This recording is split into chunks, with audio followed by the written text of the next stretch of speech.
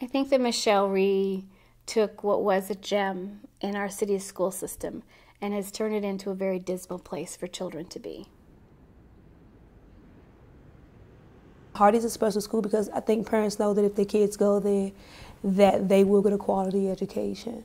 One school has essentially integrated children successfully from all these different socioeconomic backgrounds, ethnic backgrounds, religious backgrounds, and those kids harmonized. It was a family. It was the Hardy Hawk family. Mr. Pope worked very well with the parent community. I always looked at him as our CEO because he was the leader of the school. I had never seen a leader like this. I had been in schools all over the city.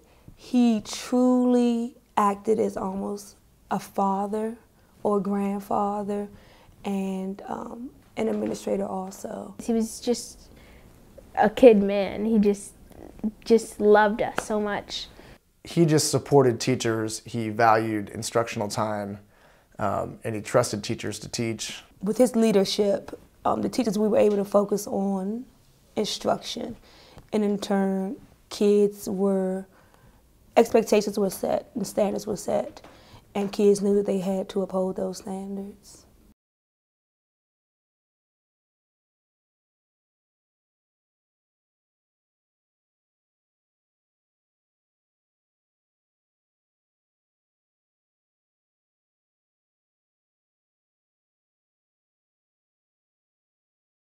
Chancellor Rhee, from my understanding, was invited by one of the parents at Key Elementary to a living room fireside chat type meeting that involved 12 parents for the Life After Key. The Life After Key community or group was a group of parents who were concerned about what the next steps were for their children after elementary school. Hardy being their feeder school, they didn't like what they were seeing at Hardy. They weren't comfortable with the urban feel of Hardy. They weren't comfortable with its composition. They wanted a traditional, rigorous academic program. Somehow they were convinced that because there was embedded art and music, that the academics were suffering somehow, which just wasn't true.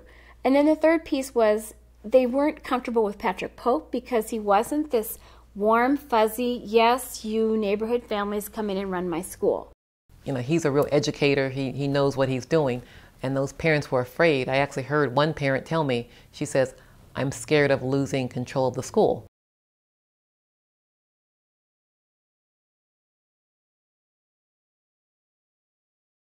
In the late winter of 2009, we started hearing rumors that changes were coming to Hardy.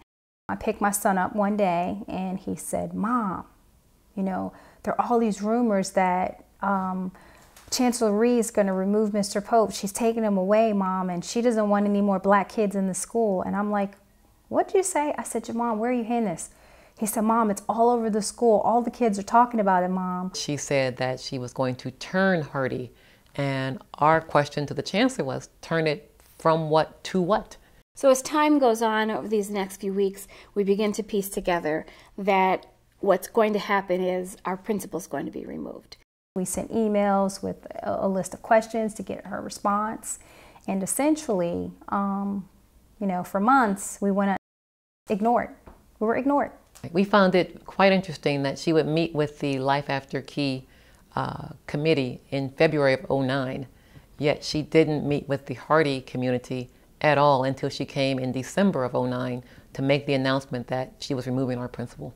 December 4th, 2009 rolls around and you know, we get notification, Chancellor Rhee is going to be here. We were all there ready. We got there early, and the Chancellor was the one who had to enter into the fray.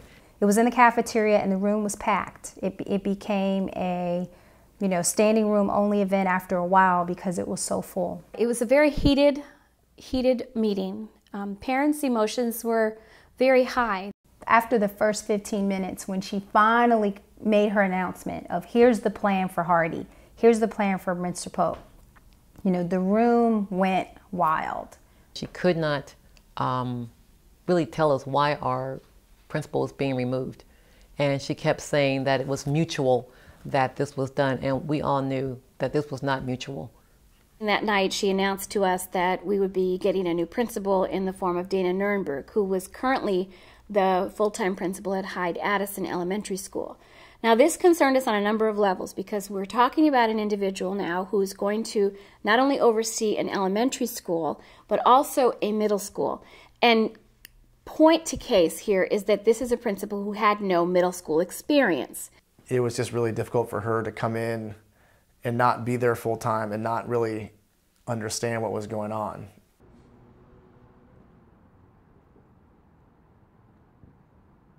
Kids are very smart.